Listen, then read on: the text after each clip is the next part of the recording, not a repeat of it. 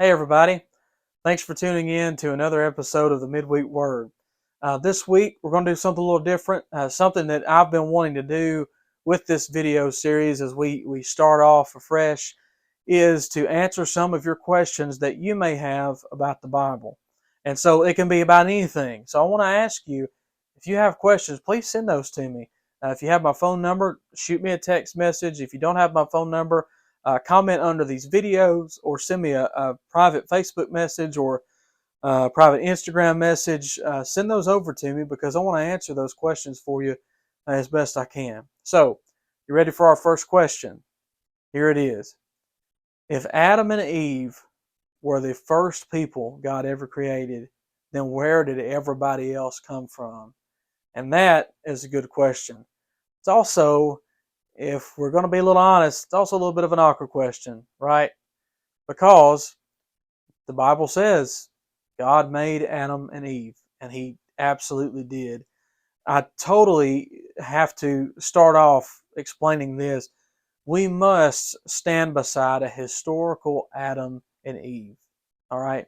If we don't take the book of Genesis literally when we can, then we're going to run the risk of some pretty serious issues later on down the road in the Bible. We've got to take this as literally as we can. And I believe in a literal, real, historical couple created by God, and their names were Adam and Eve. Now, they were the first two people to be created. Now, here's the deal. We really only know about three of their children. Those are the ones that are usually named. There are some others sprinkled in, but those are the ones that get all the attention. There's Cain and Abel, and we know the story that Cain actually murdered Abel, and later on, Eve gave birth to a son named Seth. Now, here's the question. Where did all these people come from? Because if you read a few chapters, like you probably are right now in the book of Genesis in your devotional reading, if you started a through the Bible in a year type of plan, you've just read a few chapters, and you may be close to the account of Noah now. And over a period of like 1,000 years, there's just people everywhere, and it's just multiplied after multiplied after multiplied. Where do these people come from? Well, let me give you my best answer at this. We have to remember several things.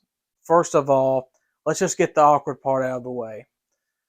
Yes, some of Adam and Eve's children had to marry each other, so they were brother and sister. Now, something that may be helpful to me, and actually I just heard a few nights ago and was very helpful. Something we need to remember is this.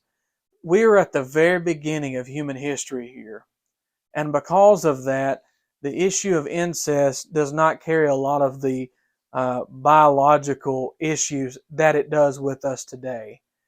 Remember that the law of God had not been given yet. There really not been no law written against incest. And quite honestly, if they were going to be obedient to what God had told them to do, that was the only choice at this point. You're talking about like the second generation of human beings. They don't have a choice. And so that's what had to happen. Now, it didn't have the stigma back then that it has now. It definitely didn't have the biological implications that it would now, as far as all the issues of deformity and health issues that come along with that. But that's what had to happen. Now, another thing to remember is there are all kinds of other biological issues going on. These people lived, Adam lived to be over 900 years old. These people lived hundreds of years at that time. Why? Because you've got to remember, this is the beginning of humanity altogether, the beginning of creation. And disease had not had time to spread. It didn't have time to form and grow. And so that's why these people had these amazing lifespans back then. And here we are all these years later, and the average expectancy is 70, 80 to years, 80 years for us. So we need to remember that. So now, here's another thing we need to think about, because there's really a second beginning to humanity as well. You go through the scriptures and you get to Noah, and the Bible says that God looked upon the world and even regretted that He'd even created it. Why? because things had gotten so bad. Things were terrible. And the only people who even believed in the Lord was Noah and his family. And we really don't even know that it was completely his family. It just says Noah found grace in the eyes of the Lord. That's all we know.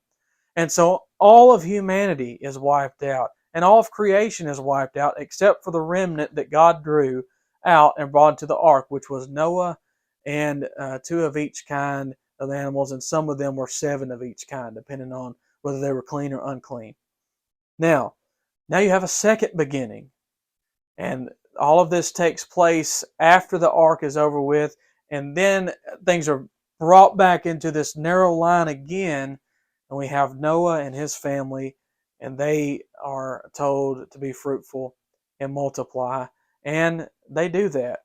And because of that, here you and I are all the way on the other side of the world talking about Jesus Christ. So that's where the first people came from. And I hope that answers your question. Again, send me your questions. I want to talk about these. It can be about absolutely anything in the Bible. If you send it, we're going to do our absolute best to have an answer for it and just bring it to you straight from the Word. So thanks for joining us again for the Midweek Word. I hope you'll join us again next week at Wednesday at 12 o'clock. See you then.